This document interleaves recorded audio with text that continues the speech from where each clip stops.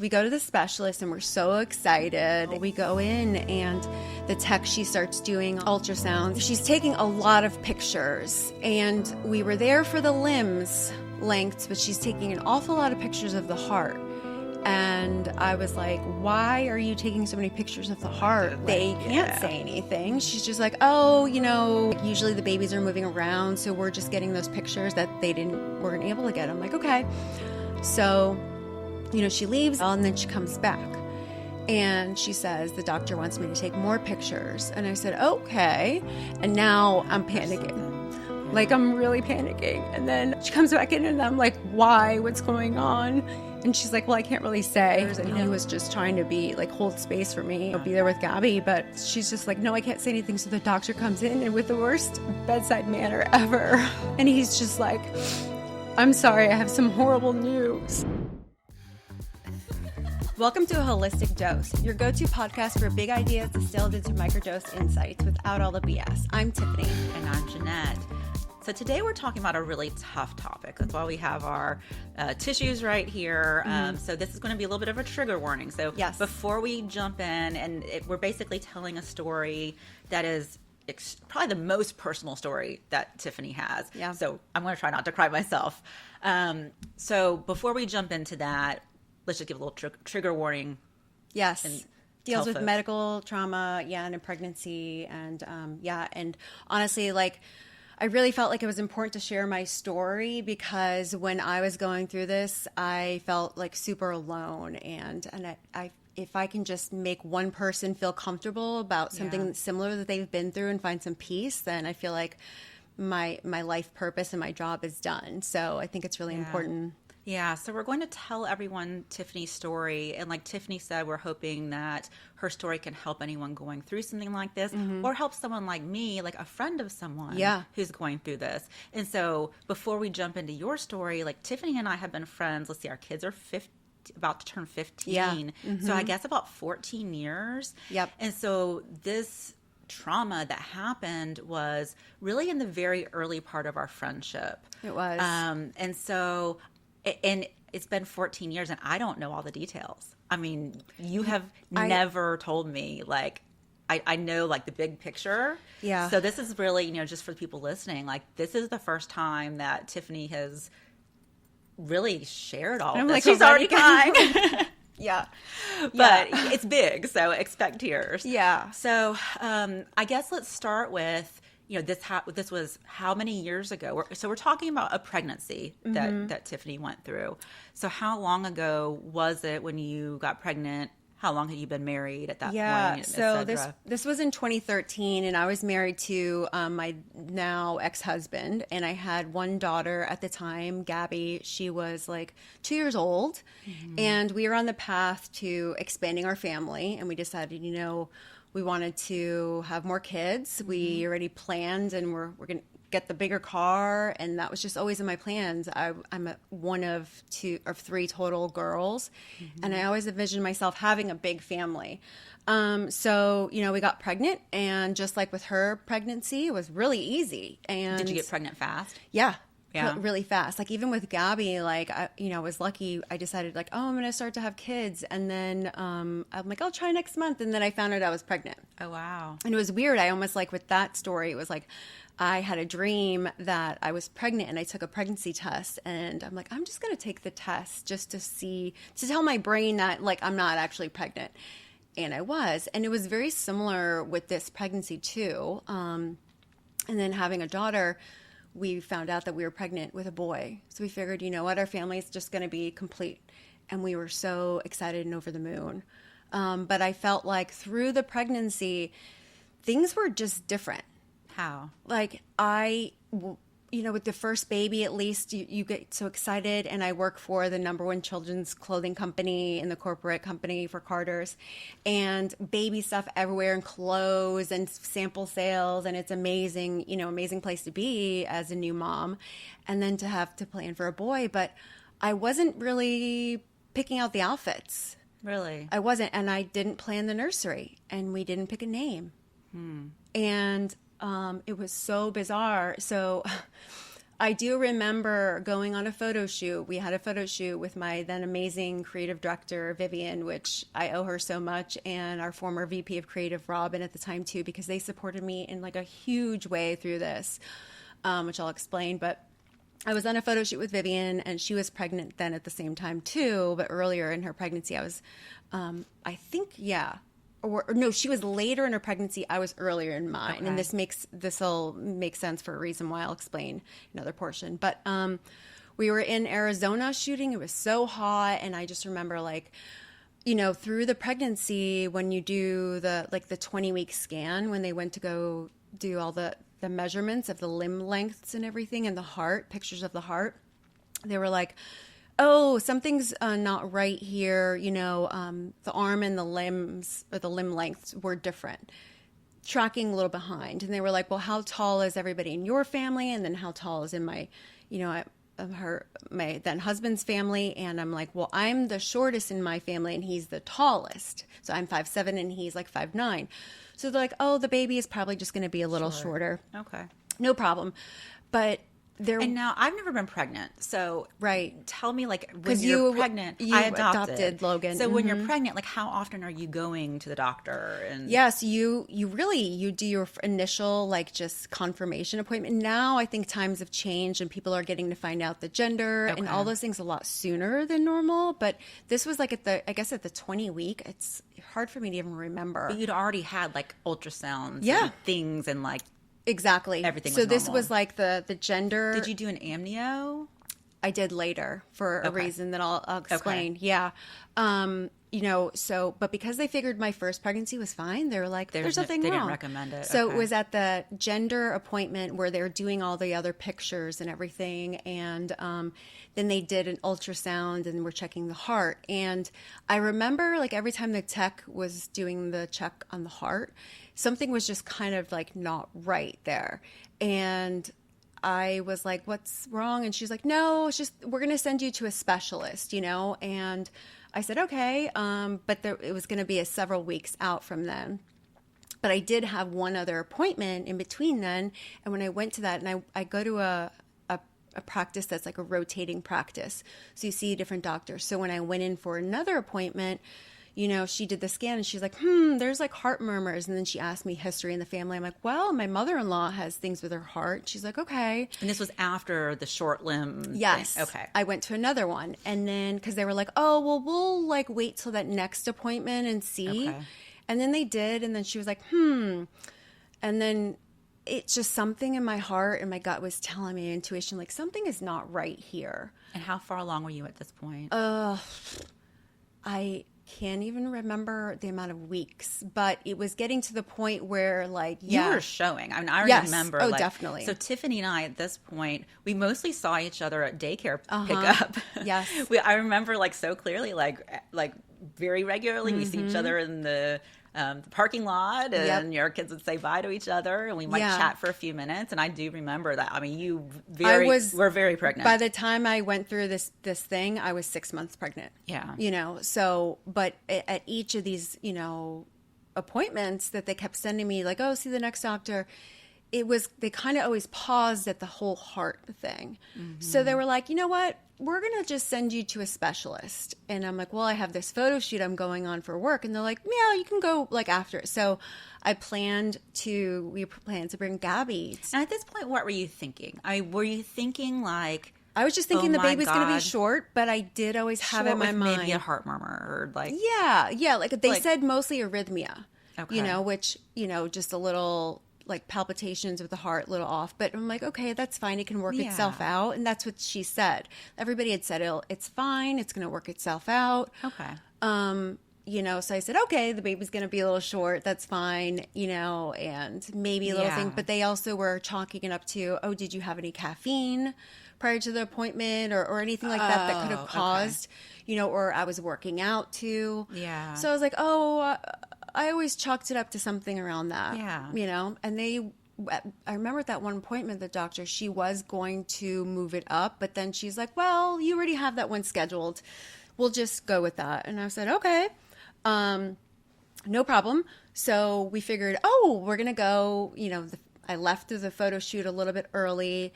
And I remember it was on a Monday morning, and were you there by yourself, or was Manny at this point? no, we decided we would bring Gabby to see her brother. Oh God. Yeah. Okay. So we go to the specialist. So Gabby's 2. Yes, we go to the specialist, and we're so excited. And we go in, and the tech, she starts doing all the And Gabby's in the room. ultrasounds. Yes, Gabby and her dad, doing all the ultrasounds, and she's taking a lot of pictures. And we were there for the limbs lengths, but she's taking an awful lot of pictures of the heart. And I was like, why are you taking so many pictures of the heart? Like, the techs don't like to. They can't say anything. She's just like, oh, they didn't get those pictures that well. Like, usually the babies are moving around, so we're just getting those pictures that weren't able to get. I'm like, okay. So, she leaves, and then for a while, and then she comes back. And she says, the doctor wants me to take more pictures. And I said, okay. And now I'm like, I'm panicking. Yeah. Like, I'm really panicking. And then she comes back in, and I'm like, why? What's going on? And she's like, well, I can't really say, Do you remember how Manny? He was just like, saying prayers, and he was just trying to be like, hold space for me and, be there with Gabby. But she's just like, no, I can't say anything. So the doctor comes in, and with the worst bedside manner ever.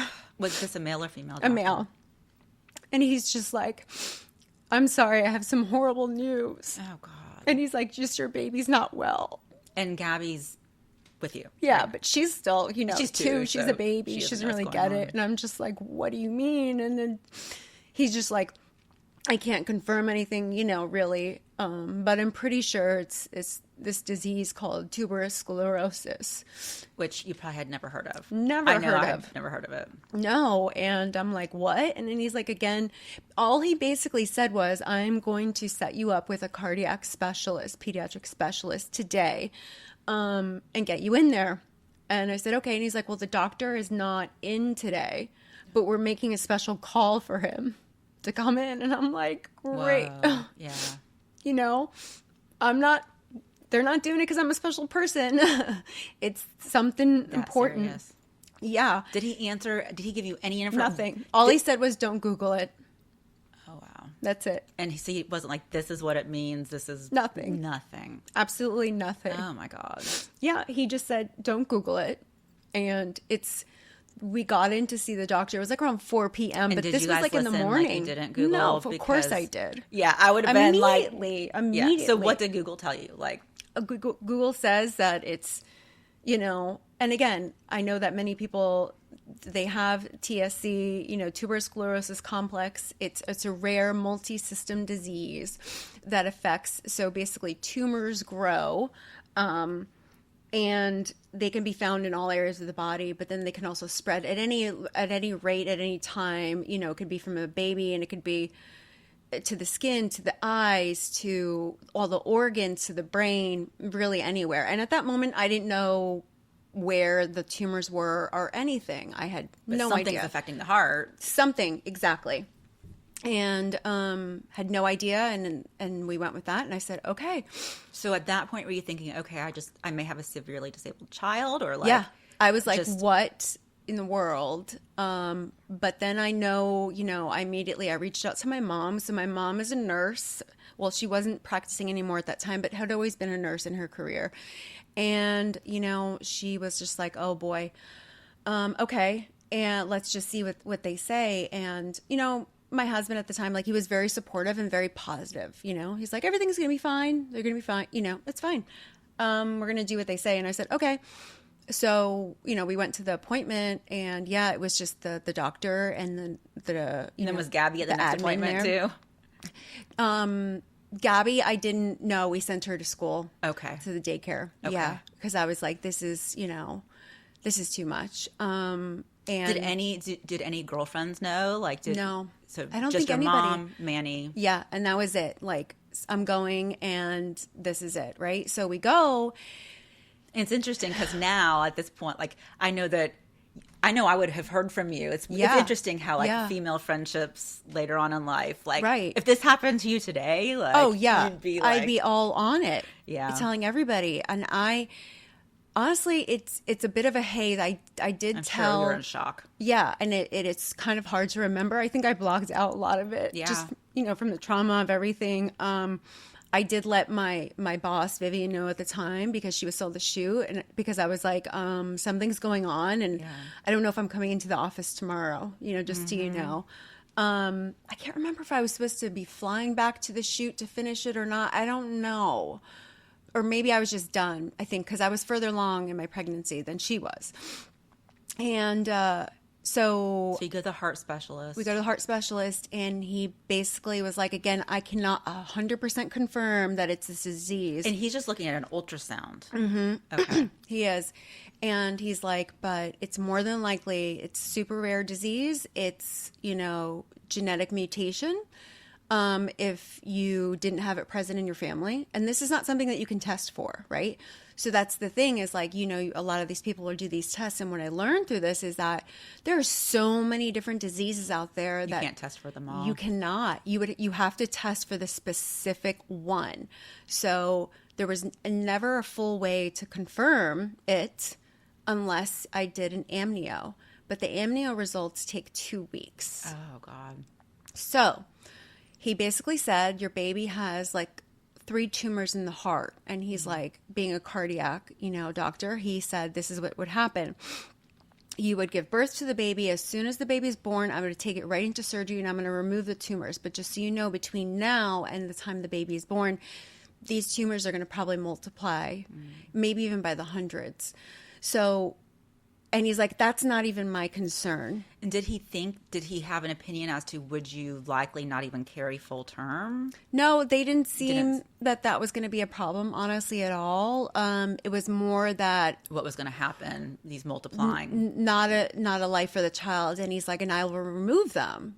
But there's no way of knowing by the time the baby's born if it had spread to the brain or anywhere else, right? Because that was the major issue. So even if it wasn't to the brain, it would have been seizures. And really, honestly, it could spread at any time, at any rate, from what I understood.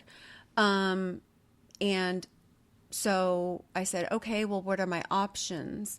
Can I have an abortion? And because, and I know this is a really hot topic for so many people in rights, and whichever way you lean, at the end of the day, we are all human. And until you were in that situation, you have no idea. Yeah. You have no idea. Like, we have one daughter, super healthy, and that I have to think, like, we have no family there to support us.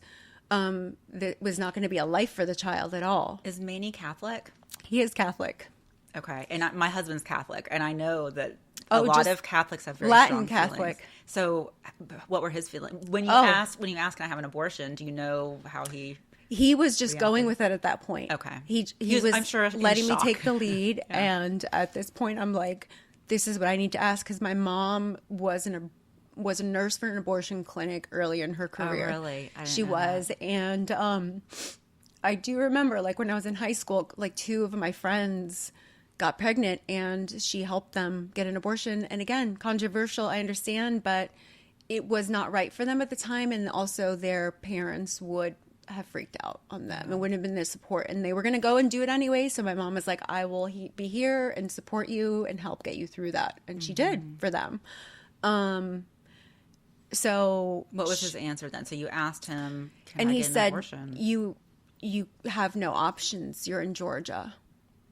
And I was like, what? And I was really just, I think at the time, it was like a week or 2 from the timing of when you could still do anything. Oh, wow. It was, from what I think I would recall, something like, or not from that time at that point, no. It was from the earlier on appointments when I started guessing that something was not right. And they kept pushing me at my appointments, pushing my appointments. And I was like, wow, you guys pushed me out pretty far, pretty far. So he explained the process of everything that's going to happen. And all he said was, I'll see you in 2 weeks. I think it was at the time. And so did you do the amnio at this point? No. So he left it as, I'm going to start seeing you like every 2 weeks to monitor you through the rest of the pregnancy. So he knew what to expect. When you delivered and he had to operate. Exactly. So all he said was, I'll see you in 2 weeks should you decide to continue with this pregnancy. But he had just told you have no options because you're in Georgia. So I was like, what do you mean? Yeah. Like, what are you talking about? And then he said it again. I'll see you in 2 weeks should you decide to continue with this pregnancy. Then he just kept looking me in the eyes and saying that. Was he kind, or was his bedside manner better than... Totally supportive. He was awesome. And I'm like, I don't understand what you're saying. Yeah. And then he said it again, and then he left the room. And then I'm talking to Manny at the time, and I'm like, he's trying to tell us something.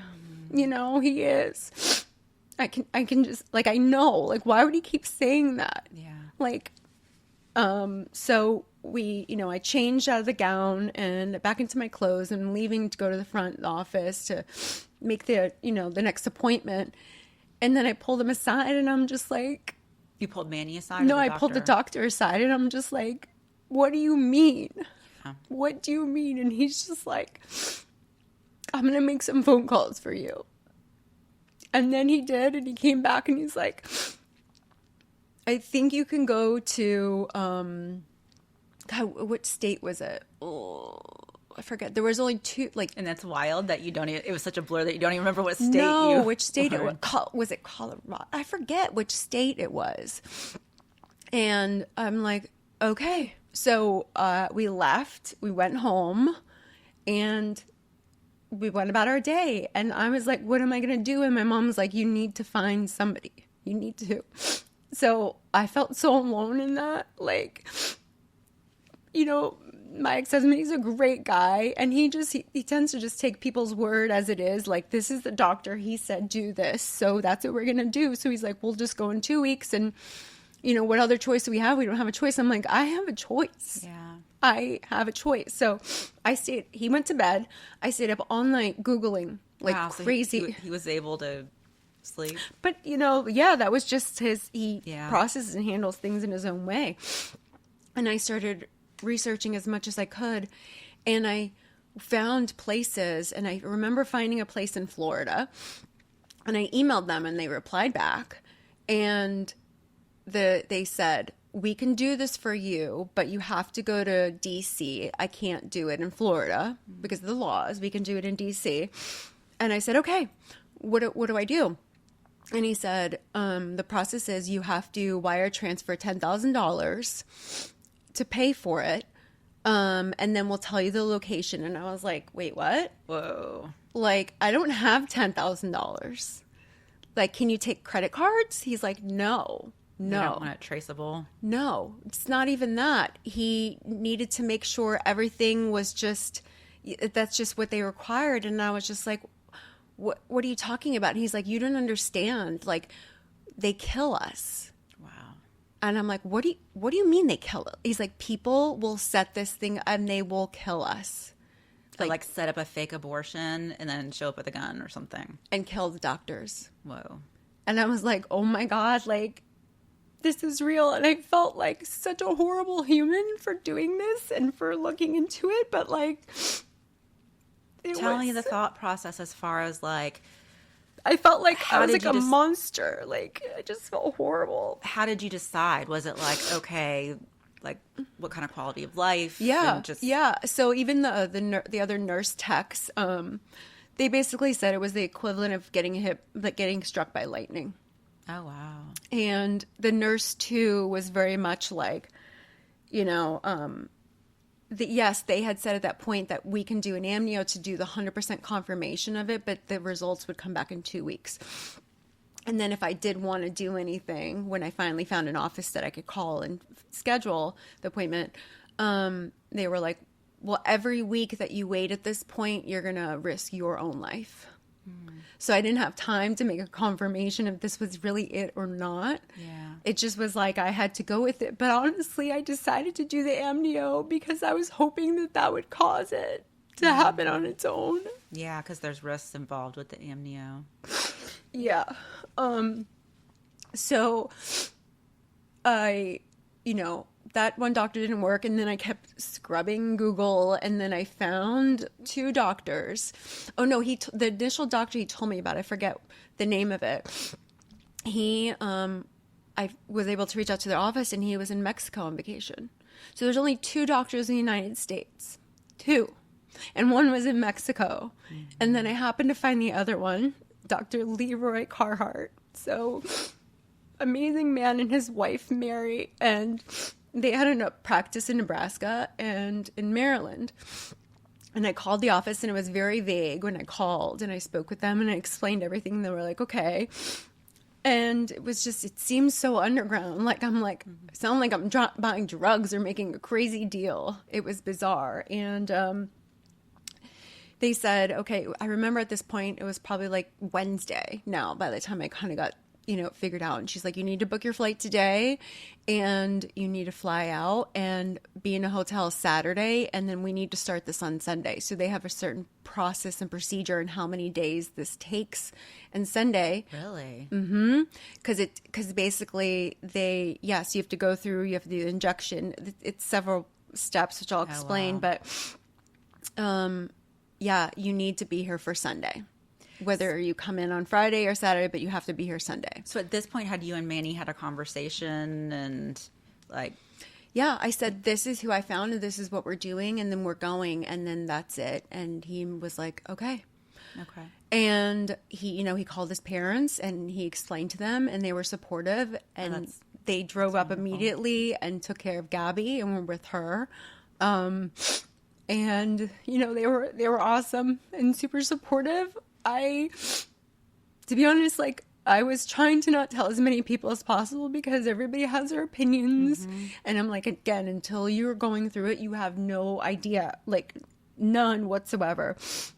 My sisters, I love them both, Alexis and Arian, and Arian always acts as like my mini mom in my life. Like, when my mom couldn't show up in ways that I needed, like, she was that mom always to me. And she was like, Tiffany, what's the doctor's name? I want to Google him. And I'm like, no, I'm not need to tell you because I don't want you to like see bad or horrible stories because things happen. They do, but more good than bad. And there's risks involved. And she's like, but Tiffany, this is your life too. I said, I understand. But then it's also, there's no life for the child. Then it's like ruining my family and relationships, my daughter, and the quality of her life that she'll have when she has 2 parents that are,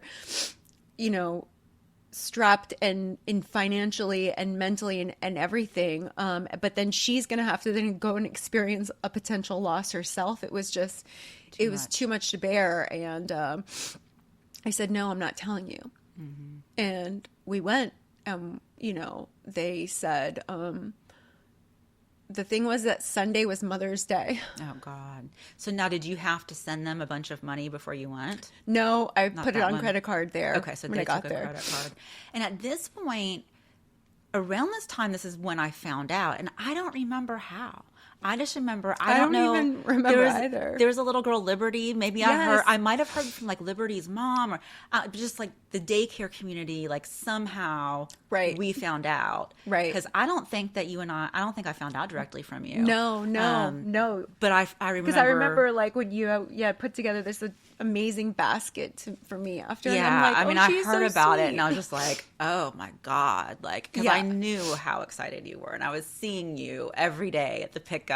I know. With your pregnant belly, and it's just, Yeah, so we flew out there, and I decided, okay, I'm going to have my mom fly out there too, right?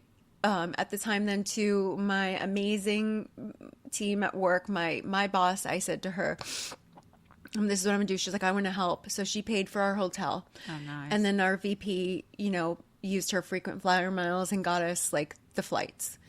And, and I said, just tell people at work that something happened, but I don't want to like talk about it and like, whatever, we'll see. I flew my mom to meet us there. She didn't arrive until like Monday night. So Sunday I had to go in with just Manny and meet the doctor and everything. And then it's when I found out that like I think he said he had a grandkid, from what I remember, that had the same disease, but then like passed away around like 7 or 8 years old, maybe.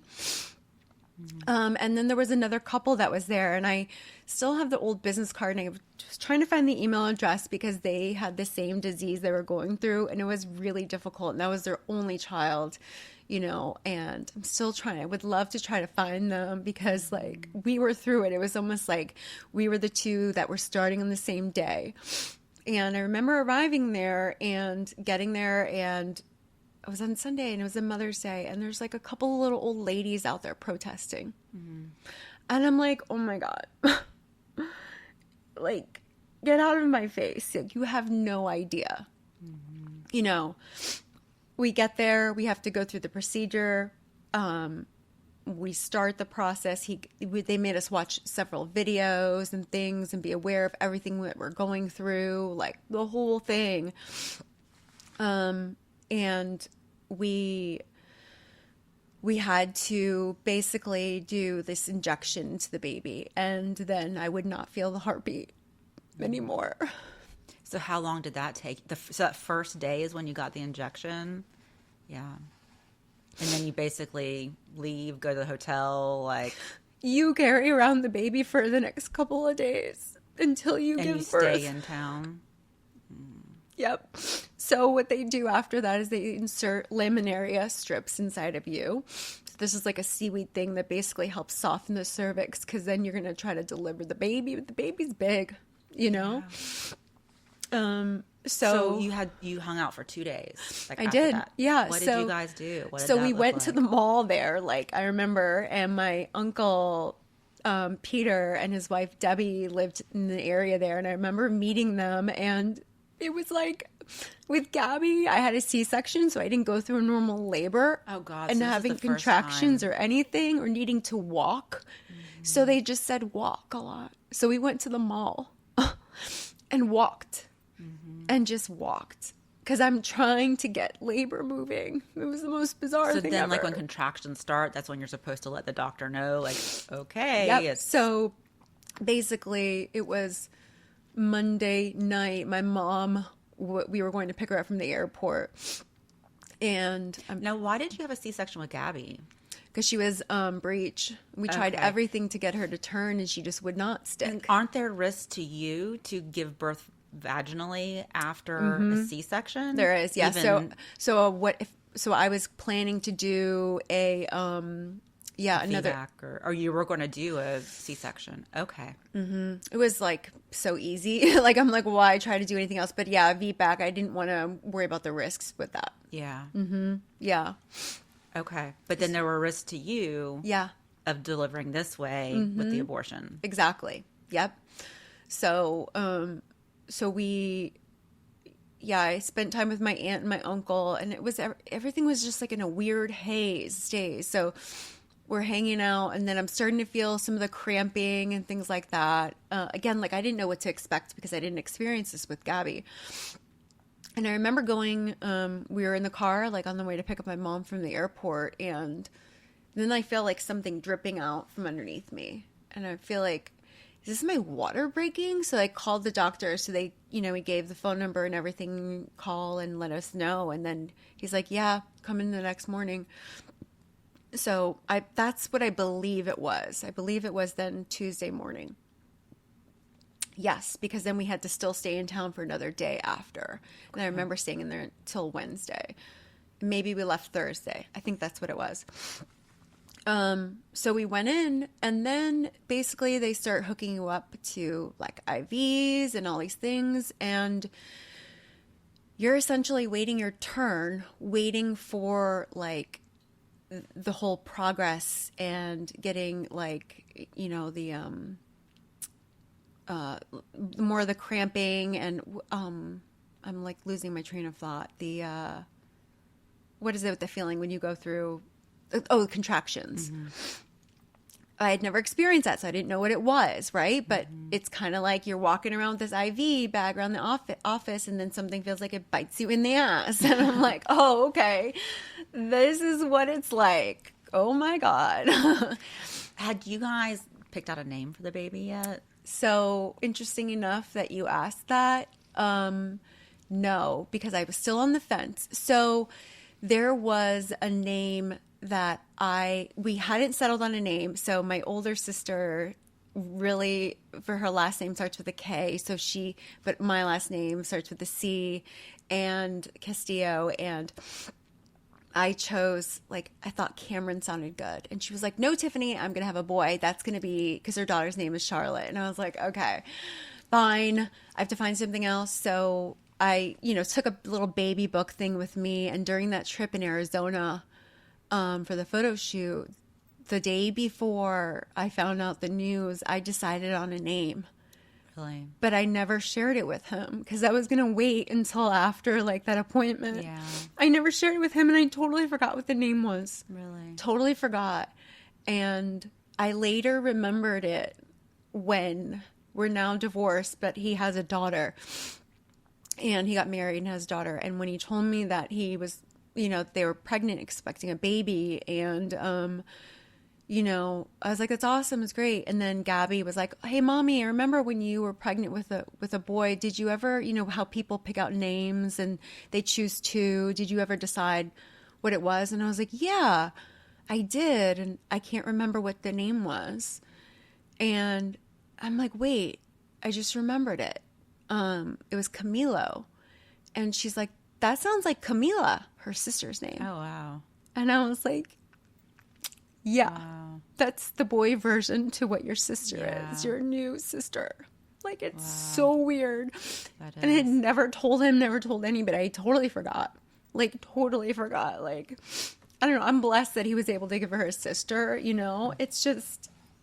So you are so is it like a clinic that you're at? Yeah, it's their office. So you're there, just hooked up to an IV. And we're kind of waiting. You go into this back room area, and there's these kind of a lounge, was it nice or was it sketchy? No, it was nice. Yeah, it was nice. Yeah. Kind of like these lazy boy types things, and you're laying there and you're kind of plugged up, and they're giving all the medicine, and I can't remember all the stuff, but I've never really experimented with drugs or any of those things, so I respond fast and I'm out of it. And I was only allowed one person in the room, and we agreed that I would have my mom in there. Okay. Because she was amazing in situations like that, because she's business, and she's a nurse, and she knows how to handle those things, and she's seen a lot of people go through a lot of things and dealt with that before, and I knew that she could be my rock in that situation.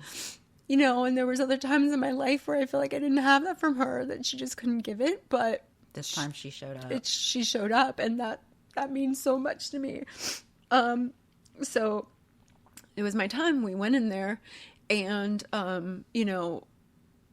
they were giving me propofol. I think my mom was explaining, and that I think she was like, that's the crazy shit that they had Michael Jackson on, and it just weird hallucination stuff. You're imagining things that aren't even happening.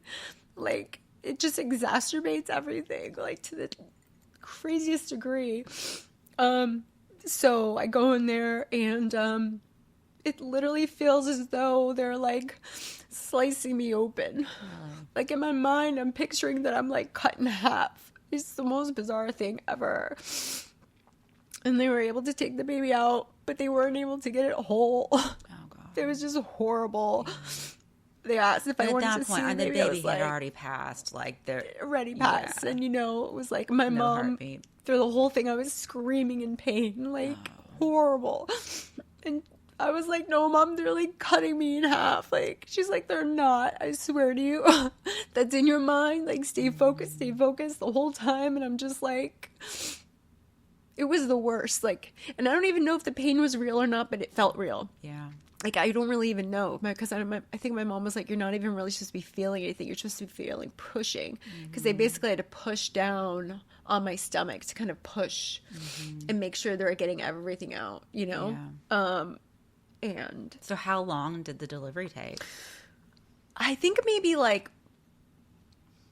an hour or something, or maybe it was less, maybe 45 minutes or so. I can't remember, because he was doing on lots of drugs. A lot. Yeah. And it was guided with ultrasound and everything. And, he was in there.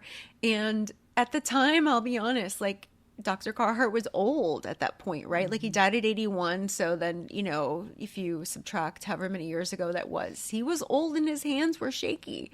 And I was like, this could be my life, right? And I know that like in situations like this, if you were to try to go to a hospital, the neighboring hospitals all know what's going on and they really don't want to deal with it. Yeah. They just do not. They are not welcoming whatsoever.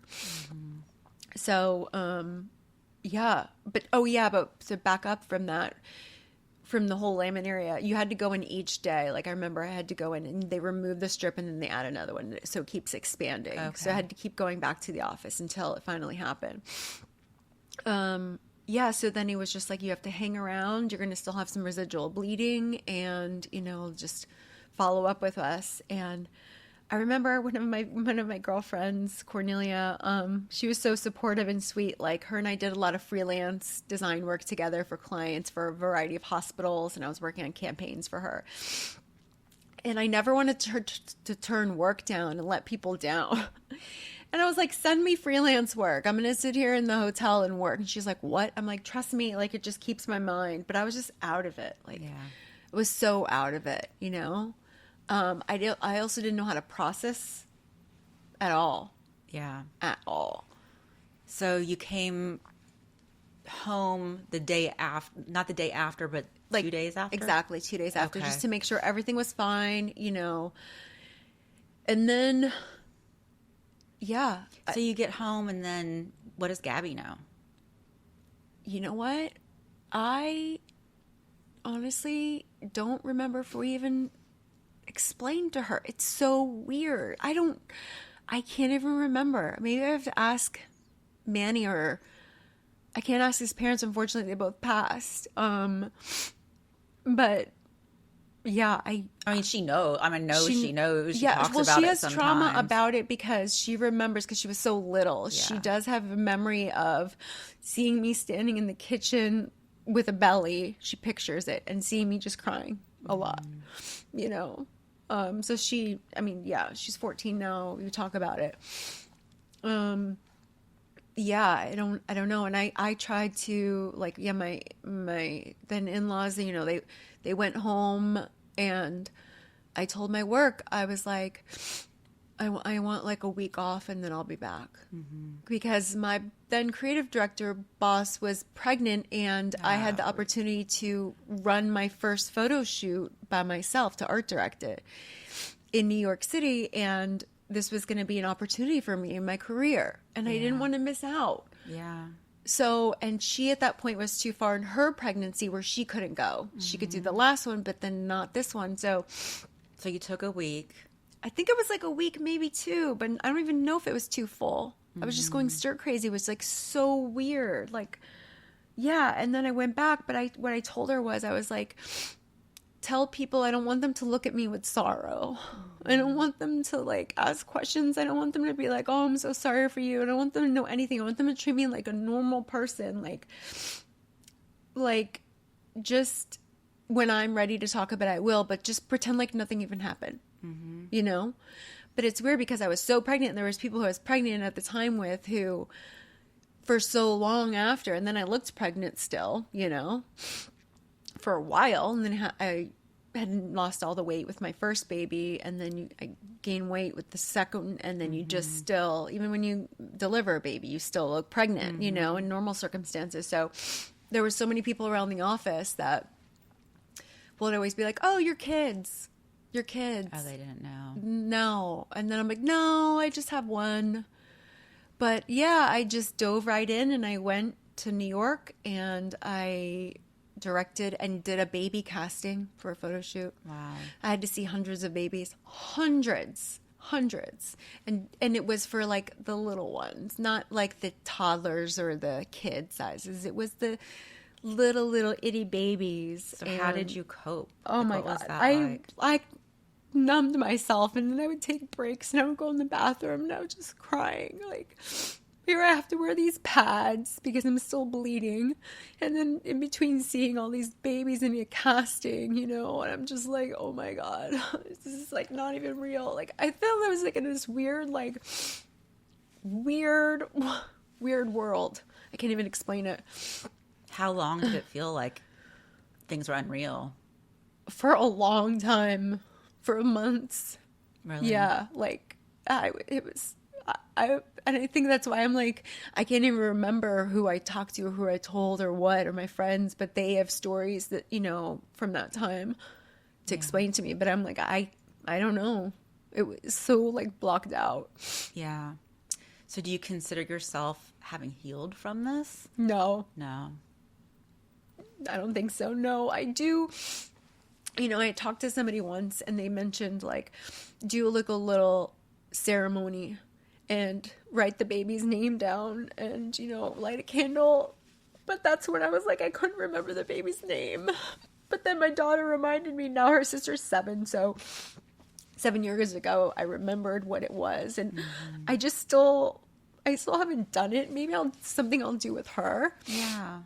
Yeah. You know, I need to. I need to. I just felt like, I don't know, for the longest time, you know, people are having babies at work all around me, of course. And like, it's a big deal working for a baby company and everybody celebrates births. And anytime there was a person there with their baby, I couldn't go on. Like, I didn't want to, because I don't want to lose it. Yeah. Like, I just stayed there or I just went to the bathroom or like. Do you still feel that way ever around babies? That's a really good question. There is some weirdness there, I'll be honest. Really? Yeah. Did I you used to think gravitate you'd have towards another, like, after going through this? Was it, let's try again, or? Yes, I did. Oh, really? I did. Yeah, immediately I was like, okay, I'm going to have another and I'm going to get right back on, you know, in the saddle and go for it. And it was bizarre. Like, my cervix kept closing up, which is common after you go through surgery. You have scar tissue form, right? So my cervix would heal up. So they had said however long it was, you needed to wait. I forget how long it was. And I would go to my OB and I'm like, well, I'm not getting like a period, because usually you have to wait until after you get a period. And then, you know, I'm like, you're not getting it. And then he found out the cervix was just scarring over just a little bit. So he's like, that's okay. So he went to like kind of slice it back open. And then we would try, and then it was not. And it was happening over and over again. And during this time is when I was deciding, like, I don't know if this is like the relationship or marriage, this makes sense for, like, kind of, I was questioning everything at that point. Like, it was making me think, and again, nothing to my now ex-husband, but I felt like so alone in that.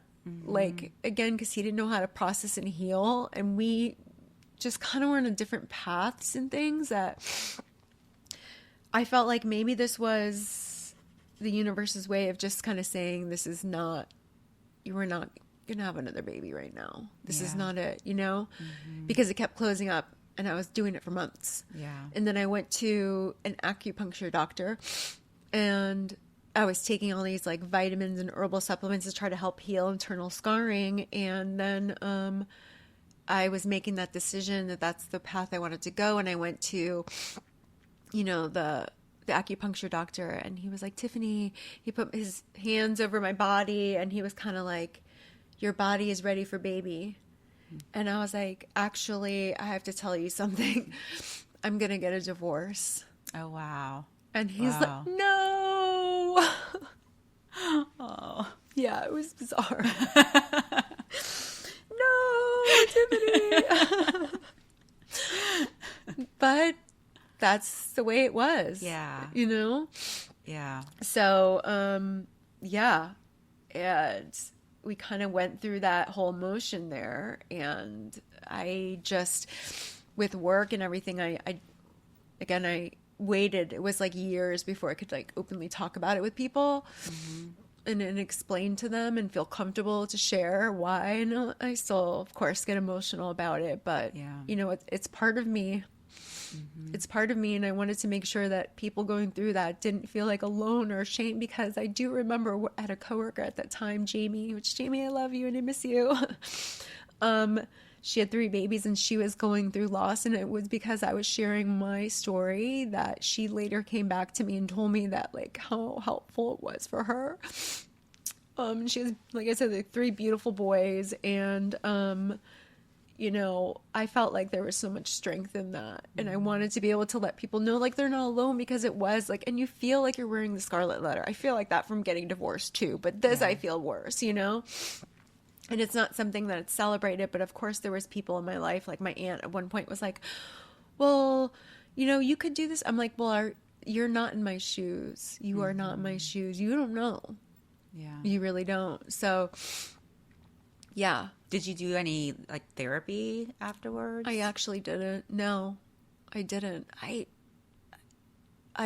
remember I didn't do therapy, but then I started diving into like marriage counseling and things like that, you know, and I just was on a path. I think like we both didn't know how to process everything that was going on. And I'm one of those people that, because I felt like I've always been very independent, and I've a lot more mature and grown up than I ever felt like I should have needed to be. Like I never got a chance to really feel like to be a child growing up. I was more like a parent before I became a parent, honestly. So what advice do you give to anyone going through loss or trauma? I think like you need to be, and it was the same thing, honestly, with that I went through with my divorce. You have to be okay and good with yourself first, and feel really strong and firm, and not let other people, you know, their decisions and opinions weigh in. That's interesting. Like you said, you wouldn't even give your sister the doctor's name because you didn't want her to look it up and then have opinions. Right. Yeah. You need to be real. And same thing with my decision of divorce. I only told the older sister, and then I feel bad because Alexis was like, well, you didn't tell me, Tiff. And I said, it's nothing against you, but like, I know everybody's different personalities are different. And I didn't want any like feather or hint of anything to make me sway or think another way. Like once I made up my mind, I'm very like, I'm not a wishy-washy person. I'm not like gray. I'm very black and white, and like go. And I don't like, hesitate on that. So I didn't want anything to bring like a moment of doubt in my mind. And you still have no regrets? No regrets. No. It was what was right for us and for our life and the path and like everything. It just, I think it was, you know, we were talking to some amazing ladies yesterday on this trip that we're on right now, and which is why we have the beach behind us. And we've learning a lot of things about trauma, and it's accepting and knowing that sometimes you have to go through difficult things in life because it's serving a bigger purpose in your life. Like as horrible as it was, and you go through trauma, like the story that Brittany was sharing about herself, to then realize that sometimes I have to go through this because I have a bigger purpose in life to share my story, to help others. So how do you think it shaped you? Like, how are you different today because of what you've gone through? I think that when people complain about things in their life and like, oh, how could you handle this, that, or there and the other, like little basic things like losing their job, or there's many difficult things that go on in the world. I'm like, it helps me level set. Like, this is, if I could get through that, I can get through anything. Like, I had to go through that process on Mother's Day. Yeah. Like, awful. And again, there's going to be people who are going to say, well, she did it. She was her choice. Like, good for her, blah, blah, blah, you know, and shame. But again, you're never going to know. And I won't take that away from other people who go through it for their own personal reasons, you know? And, you know, Ariane had told me at the time she lives like in LA, and she was like, she talked to her OB doctor, and she was like, Tiffany, she didn't even realize that like there are people you can talk to and find other resources and ways. It's just so underground. And now with our rights being taken away as women, you know, it's sad. It's really sad. Again, whatever way somebody decides to make their decisions or choices, like, yeah, it's all like super personal. So for someone who is a friend of someone going through something like this or loss, what advice would you have? I know and we weren't super close at the time, but I also I didn't know what to do. I was like, I feel for her. Like, I cannot even imagine. Yeah, I think that was like the best thing, like the sweetest thing ever. Like, Jeanette put together this amazing, and to me, I'm like, it's such a minimal magazines and things, but what you did there, and like just like chocolates and little things, like you just show me that you were there, but like you never, how I like to show it for people now is that I didn't want to feel as though, I think like there were a couple people that I was sharing things with that when I was telling them, they were getting upset and I was having to manage their emotions. That is something you do not want to do. That's a really, really good piece of advice. Like, you need to just be that person, say, how can I be there to support you? What is it that you need? And I'll do that. But once I was sharing with people and then they were crying and like, it's fine, it's their emotions, but you need to show up and be strong. Yeah. Ask a person what they need and don't make that person going through the grief carry your burden.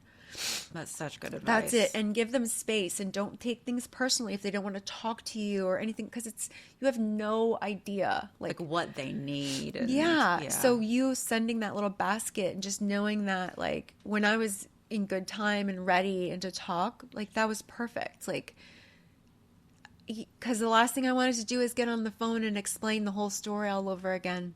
I just didn't. I basically, like, I told, I think my dad was supposed to be visiting soon or something like that. I tasked people in my life to do things. I think that's really important. So I think if you're going through something difficult, don't feel bad asking for help when you need it, but also realize that you can delegate to other people. Find that one trusting person that can hold space for you and be there for you and say, okay, here's my list of people. Can you call and let them know and do the updates? And that's what I did. That's great. And then hopefully, you let your friends know, or they should just show up and know that, like, when they're ready, they'll come around. Mm-hmm. And when they're ready to explain. And that's how I set it up. Like, I think however the idea came to my mind to go to work, I didn't want people to look with me in a sad eyes or face. Like, just treat me like I'm normal. Mm-hmm. I'm normal, and that's it. And it's interesting that Manny's parents really showed up for you too. They did. So I guess another lesson is, like, don't assume yes, that how someone's going to react. And I know that, like, when I've never gone through anything like this, but even going through divorce, people who I would have thought would have judged me and not been supportive were. So I guess give people the opportunity to show up. Don't think that because of how, like, I had my scenarios with them earlier in our marriage, that don't go on the assumption, and allow people to show up, because they will surprise you if you just give them the chance. I think that's a really, important bit of advice too. And, I think another thing in kind of closing this out too is that no one should navigate trauma alone. But I think that is an area and why women, even when they have a miscarriage, feel so alone. It's almost like as if it happens all the time.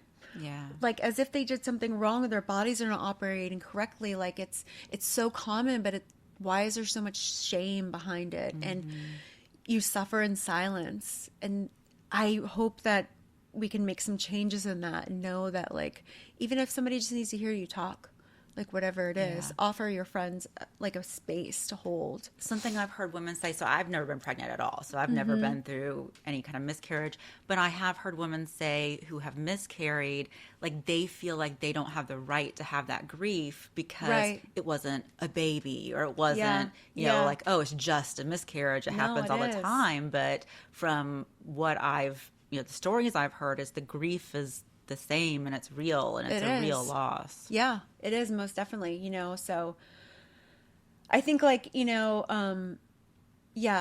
a lot to learn, and I'm hoping by sharing my story, and I'm happy to share more and be there and be a support for people as they need. But I would love to, take an opportunity to have a moment of gratitude. I know that we like to share at the end, but like, my mom, I love you, and I really thank you for being that rock for me. That was like amazing in the best way. Like, she was able to show up for me. That meant the world, and I'll carry that forever. And then to Dr. LeRoy Carhart, like I said, like he passed a couple of years ago, and his wife, and he had through it all. Like, people can research about him, but I was reading online that it says, like, he helped train like 300 to 500 doctors through how to do this procedure. And again, it's not to celebrate this in any way, but his whole theory was it's inevitable, right? Like, abortion's going to happen, and he would rather have people do it a safe way, right? And he had witnessed, and one of his friends were killed because of that, because of how they showed up, and he made himself like an activist, and such a kind, sweet man. And honestly, when the Roe v. Wade was happening, I found that old business card with his cell phone number. This is when he was still alive, a couple of years ago, and it was during the COVID. And I texted him, and he responded, and I was like, oh my God. Like, I never got to like thank him, and I felt like at peace that I like texted and he was still the same number, you know? Oh, wow. Like, really cool. And then he was like, Tiffany, I'm still fighting. I'm still trying to find somebody to take over for me to teach. And I don't think he was able ever to, but and honestly, you as my friend, I thank you for showing up for me, because I'll never forget that. But that example that you showed allowed me to know like what to do for other people going through things too. So like when my friend Anna was going through breast cancer, I did the same. I'm like, I'm going to make a little basket. And I had no idea what I was doing. That was just a fluke that it like, actually a little touched care you, basket, because, you know, but I'm going to say like, you know, the gratitude and everything, it doesn't erase the pain, but it helps to just like illuminate the love and the life and the appreciation that we're all going to go through trauma in life, and we shouldn't have to suffer and go through grief in silence, because women build a community and be there for each other. And that's what I would say that like I'm grateful for, that this conversation has made me think of, is just my close female friendships. And I don't have like a big group of girlfriends. Right. I just have this handful of really close girlfriends who, like, I totally know I could like Golden Girls with y'all. And yes, totally. And it is interesting moving from that, like in our 20s and early 30s and into this stage of life. Just the female friendships are so much deeper. They are. And like just so much more important. I mean, I can truthfully say like my girlfriends are as important as my marriage. And without a doubt. Yeah. And like there's an extension of you, because like we've talked about, in other episodes before, is that oftentimes your partner can't offer that same emotional support. They can't be everything to you. You cannot. One person cannot be everything to you. Absolutely not. You have to just build that support network. It's so crucial. Yeah. So this is, for all the people who have had to make really difficult decisions, and to know that if you feel unseen or unheard, like you're not alone, and lean on us for your friends, and we'll be there. But Thank you so much, thanks Tiffany. for allowing me to share my story. Absolutely. It means a lot. So I guess we'll wrap up. That was very heavy. I know that was a lot. I know. But, with that, like, make sure you keep listening and subscribing on Apple Podcasts or anywhere you listen to your podcast. And follow us on social media at Holistic Dose on all the channels, on Instagram, TikTok, and YouTube. And thanks for hanging out with us here, and we'll be back next week with as Unfiltered We'll try Friends. to be more upbeat next time. Yes, we will be. But yeah, we really appreciate everything. Yeah, I do love that. Like, we can talk about anything. Mm-hmm. Anything. So we'll see you guys next time. Yeah. Thank you so much. Thank you. Bye. Bye.